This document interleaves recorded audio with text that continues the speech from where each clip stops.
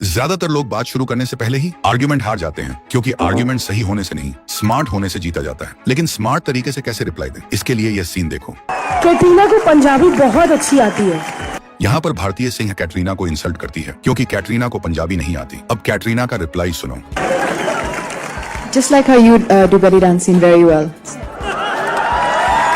मतलब मुझे पंजाबी वैसे ही आती है जैसे आपने उधर डांस किया। मतलब इनडायरेक्टली बोल रही है मेरी पंजाबी उतनी ही बुरी है जितना कि तुम्हारा डांस था। अब एक और सीन देखो। एक बार शाहरुख खान एक मूवी के रिलीज से पहले पब्लिक इंटरेक्शन में आए थे। तब मीडिया पर बैठे हुए एक रिपोर्टर ने अजीब और डिसरिस्पेक्टफुल तरीके से एक सवाल पूछा। शाहरुख, मजाकबाजी बहुत हो गई, फिल्म के बारे में थोड़ा सा बताइए। कुछ लिखने को तो चाहिए, चैनल्स के लिए काफी कुछ हो गया। इस लेवल का डिसरिस्पेक्ट अगर और किसी के साथ होता तो आई एम श्योर वह मीडिया के साथ मिसबिहेव करता। लेकिन देखो शाहरुख खान ने कितना काम और सिग्मा वाले तरीके से इसे हैंडल किया। आप सवाल पूछिए, खड़े होइए। जब तक जान किस तरह की फिल्म है? रोमांटिक फिल्म है। कहानी उसकी ये है, प्यार मोहब्बत की कहानी जिसे कहते हैं, लव स्टोरी।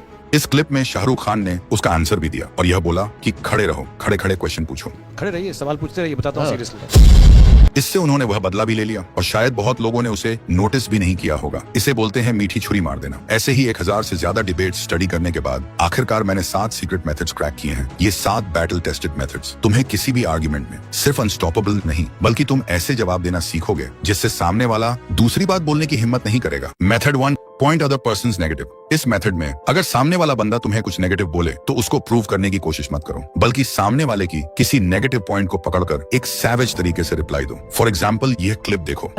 चाहे वो दिल्ली गैंग रेप हो, हमने देखा हॉलीवुड के तमाम स्टार्स होते हैं जो किसी भी इशू पर बात करते हैं, चाहे वो उनको अफगानिस्तान पे बोलना हो, इराक पे बोलना हो, किसी भी गंभीर मुद्दे पर, वो अबॉर्शन जैसे मुद्दे पर क्या हिंदुस्तान में झिझक है शाहरुख खान या तमाम ऐसे स्टार्स में किसी मुद्दे को स्टैंड लेकर? क्योंकि बहुत एक्सट्रीम एलिमेंट्स हम देखते हैं। यहाँ रिपोर्टर ने एक नेगेटिव पॉइंट पकड़कर शाहरुख खान को इंसल्ट करने की कोशिश की। आप कुछ मुद्दों पर स्टैंड क्यों नहीं लेते? अब उसका रिप्लाई सुनो।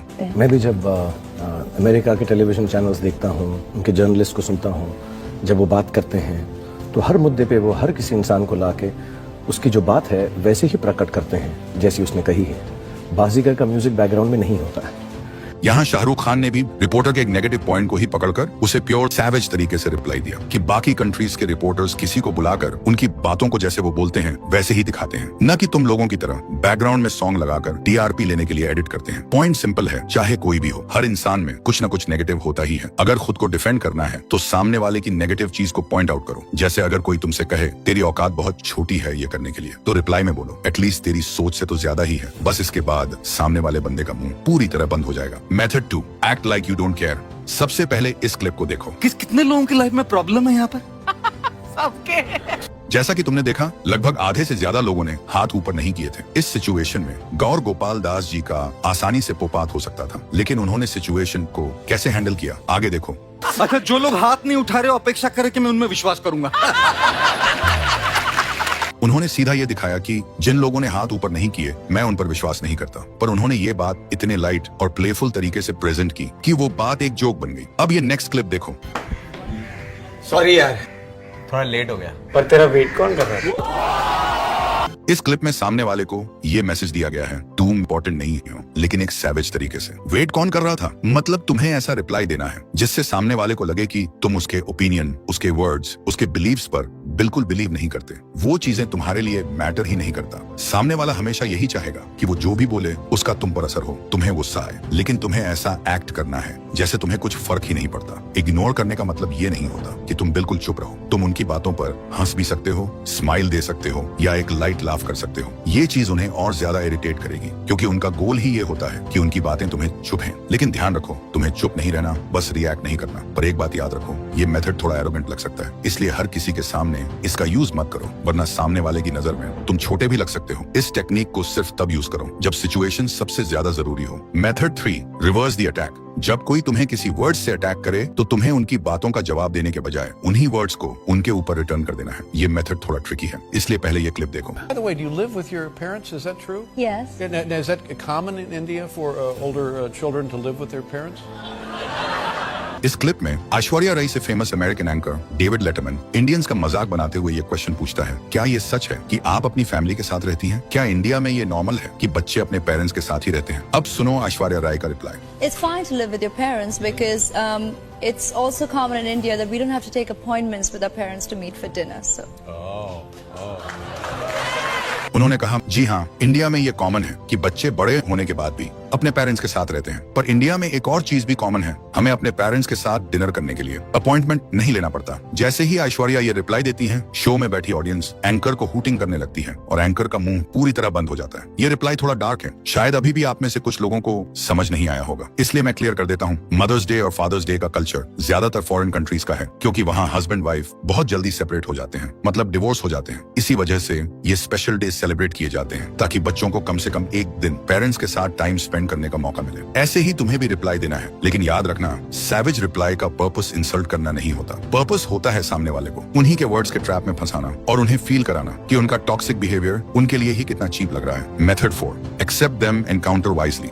इस मेथड में तुम्हें खुद को समझदारी से डिफेंड करना होता है। जो भी सामने वाला बोल रहा है, पहले उसे एक्सेप्ट करो। हाँ मैं ये हूँ, हाँ मैं वो करता हूँ, हाँ मुझ में ये चीज है, लेकिन यहीं रुकना नहीं है। एक्सेप्ट करने के बाद उसी बात को अपनी स्ट्रेंथ बनाकर एक सैवेज काउंटर देना है। मतलब तुम अपनी ही इंसल्ट को इतनी स्मार्टली फ्लिप कर दो कि सामने वाले का ही पोपेट हो जाए। इस क्लिप को देखो। इरफान, हमने देखा कि आप एक नेशनल अवार्ड विनर एक्टर हैं, आप एक पद्मश्री अवार्ड विनर एक्टर हैं, और हमने देखा कि आप बॉलीवुड हॉलीवुड दोनों में बहुत ही अच्छा काम कर रहे हैं, लेकिन हम आपको टाइम मैगजीन के कवर पेज पर या बराक ओबामा के साथ में डिनर पर कब देखेंगे? अब नॉर्मली कोई और होता तो क्या बोलता, बराक ओबामा से मेरा क्या कनेक्शन, वो तो पॉलिटिक्स में है, उनके पास 1000 काम होंगे। ये कैसा फनी सा क्वेश्चन है। या फिर कोई और बंदा होता तो बस हंस देता और बात वहीं खत्म। लेकिन अब इरफान खान का रिप्लाई सुनो। आई थिंक नेक्स्ट ईयर जनवरी, क्योंकि दिसंबर में आना चाह रहे थे बराक। मैंने कहा नहीं जी भैया, दिसंबर में हम लालू प्रसाद के साथ हैं। बोले लालू कौन? मैंने कहा आप लालू को नहीं जानते, फिर आपके साथ डिनर क्या करें। उन्होंने क्या किया? उन्होंने उस बात को डिनाई नहीं किया, उन्होंने उस बात पर डिफेंसिव होने की कोशिश नहीं की, उल्टा उन्होंने उस चीज को पूरा कॉन्फिडेंस के साथ एक्सेप्ट कर लिया। हाँ, बराक ओबामा मुझसे डिनर के लिए आने वाले थे इस डेट को। अब यहाँ मैजिक क्या हुआ? इस रिप्लाई में इरफान खान का पोपाट नहीं हुआ, बल्कि रिपोर्टर का ही पोपाट हो गया, और साथ ही साथ एक सॉलिड जोक भी बन गया। यही इस टेक्निक की पावर है। तुम्हें अपनी इंसल्ट से भागना नहीं है, तुम्हें अपनी इंसल्ट पर लड़ना भी नहीं है, तुम्हें बस उसे एक्सेप्ट करके स्मार्टली शिफ्ट कर देना है। जैसे अगर कोई बोले तू तो बहुत ज्यादा ओवर कॉन्फिडेंट है, तुम बोलो हाँ हूँ, क्योंकि कम सेल्फ बिलीफ रख के मैंने आज तक किसी का भला होते नहीं देखा। सामने वाला सोचने पर मजबूर हो जाएगा। या कोई बोले तू खुद को बहुत समझता है, तुम बोलो हाँ, क्योंकि खुद को समझना दूसरों की अप्रूवल से ज्यादा इंपॉर्टेंट होता है। सैवेज रिप्लाई का मतलब छींकना या गाली देना भी नहीं होता। रियल सैवेज तब होता है जब तुम काम रहकर एक्सेप्ट करके और वाइजली काउंटर करके सामने वाले को ही साइलेंट कर दो। Method 5, use dialogues. इस मेथड का यूज करके तुम सिर्फ रिप्लाई नहीं देते, तुम डायलॉग डिलीवर करते हो। सोचो, कुछ मूवीज सिर्फ स्टोरी की वजह से नहीं, उनके डायलॉग्स की वजह से याद रखी जाती है। बस इसी तरह अगर तुम डायलॉग्स के साथ बात करना सीख गए तो तुम्हारा पूरा कॉन्वर्सेशन याद रखा जाएगा, क्योंकि डायलॉग्स तुम्हारे वर्ड्स को वेट देते हैं, इम्पैक्ट देते हैं और अथॉरिटी क्रिएट करते हैं। दिलवाले मूवी के रिलीज से पहले एक रिपोर्टर ने शाहरुख खान से क्वेश्चन पूछा था, कैसा फील हो रहा है जब खुद को सपोर्टिंग कास्ट और कार्स को लीडिंग रोल दे रहे हो? काजोल जी, शाहरुख जी, कीर्ति जी और Varun ji, how does it feel to be a supporting cast where the leading role is given to a car? तो एसआर के का रिप्लाई सुनो। हम ये नहीं सोचते कि क्या रोल है, कितना छोटा है, कितना बड़ा है, और मैं बताना चाहता हूँ कि कार सिर्फ कार है, कला हमारे पास है, इसलिए हम कलाकार हैं। यहाँ शाहरुख खान ने सिर्फ जवाब नहीं दिया, उन्होंने उस रिप्लाई को एक प्रॉपर डायलॉग की तरह प्रेजेंट किया, और इसी वजह से वो रिप्लाई नॉर्मल आंसर नहीं बल्कि आइकॉनिक लाइन बन गया। अब ये नेक्स्ट क्लिप देखो। ये कोर्ट का मैदान नहीं, महाकाल का बिछाया हुआ मौत का जाल है। गड्ढे हमने खोद दिए हैं, अब कब्रें तुम दोनों की बनेंगी। तुमने शायद वो कहावत नहीं सुनी महाकाल, कि जो दूसरों के लिए खड्डा खोदता है वो खुद ही उसमें गिरता है। और आज तक कभी नहीं सुना गया कि चूहों ने मिलकर शेर का शिकार किया हो। तुम हमारे सामने पहले भी चूहे थे और आज भी चूहे हो।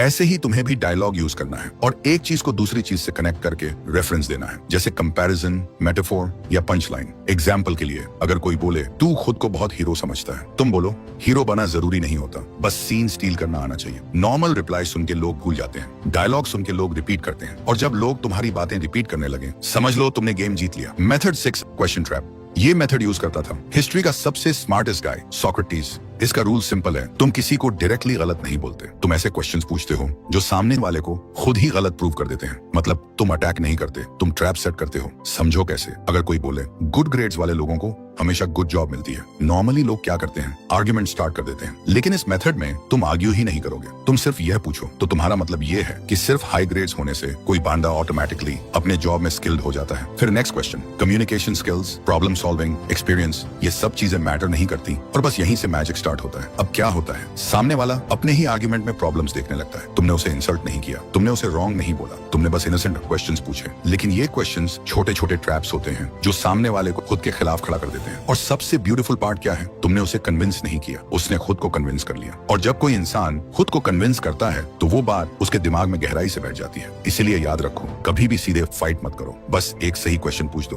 बाकी का काम सामने वाला खुद कर लेगा। Method 7, Buddha secret. अब हम जानेंगे गौतम बुद्धा का वो सीक्रेट जो तुम्हारी रिएक्शंस को पूरी तरह कंट्रोल में ले जाएगा। ये सैवेज रिप्लाई नहीं सिखाता, ये तुम्हें अनबीटेबल बना देता है। Point 1, silence. एक बार बुद्धा अपने शिष्यों के साथ गांव से बाहर जा रहे थे। कुछ लोग उन पर चिल्लाने लगे, गाली देने लगे। बुद्धा बिल्कुल शांत रहे, एक शब्द भी रिप्लाई नहीं दिया। बाद में शिष्य आनंद ने पूछा, इतनी डिसरिस्पेक्ट के बाद भी आप चुप क्यों रहे? बुद्धा बोले, अगर कोई तुम्हें गिफ्ट दे और तुम उसे एक्सेप्ट ही ना करो तो वो गिफ्ट किसका रह जाता है? ऐसे ही अगर कोई तुम्हारे ऊपर चिल्लाए तो इसका सबसे बेस्ट रिप्लाई होता है साइलेंस। Point 2, control. अपने एक्सप्रेशन जैसे गुस्सा, इरिटेशन, फ्रस्ट्रेशन, ये सब तुम्हारी कंट्रोल को बाहर ले आते हैं। बुद्धा हमेशा न्यूट्रल फेस रखते थे, इससे सामने वाला खुद को ऑकवर्ड फील करता है और तुम नेचुरल डोमिनेंस गेन कर लेते हो। Point 3, pause before reaction. Gautam Buddha कहते थे, इंसल्ट या प्रोवोकेशन पर तुरंत रिप्लाई देना सिर्फ ईगो को स्ट्रॉन्ग करता है। जो इंसान तुरंत रिएक्ट करता है वो अपनी रियल स्ट्रेंथ लूज कर देता है। बस 2 सेकंड का पॉज तुम्हें खुद के कंट्रोल में रखता है और सामने वाले को कंफ्यूज कर देता है।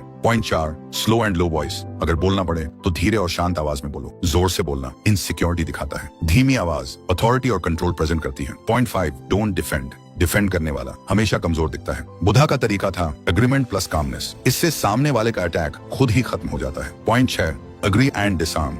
जब कोई तुम्हें नीचे दिखाए कामली बोलो, हो सकता है बस अब सामने वाले के पास लड़ने के लिए कुछ बचता ही नहीं। एक्सेप्टेंस पावर है, आर्ग्यूमेंट नहीं। Point 7, short answers. लंबे जवाब ईगो दिखाते हैं, बुद्धा हमेशा शॉर्ट और कंसाइज बोलते थे, जैसे noted, fair enough, short answers यानी maximum impact. Point 8, walk away. हर लड़ाई लड़ने लायक नहीं होती, कई बार जवाब देना छोड़कर चले जाना ही अल्टीमेट सैवेज रिप्लाई होता है। Silence plus exit equals to maximum dominance. Point 9, after effect. असल पावर तुरंत नहीं दिखती, बाद में दिखती है। जब आर्ग्यूमेंट के बाद तुम शांत रहते हो तो सामने वाला घर जाकर सोचता है, ये रिएक्ट क्यों नहीं किया, ये इतना काम कैसे रहा? जो तुम्हें नीचे दिखाने आया था वो खुद छोटा महसूस करने लगता है। गौतम बुद्धा ने हमें सैवेज रिप्लाई नहीं सिखाया, उन्होंने हमें सेल्फ कंट्रोल सिखाया। और जो इंसान खुद पर कंट्रोल रखता है उसे दुनिया का कोई भी इंसान नीचे नहीं दिखा सकता। Method 8, body language.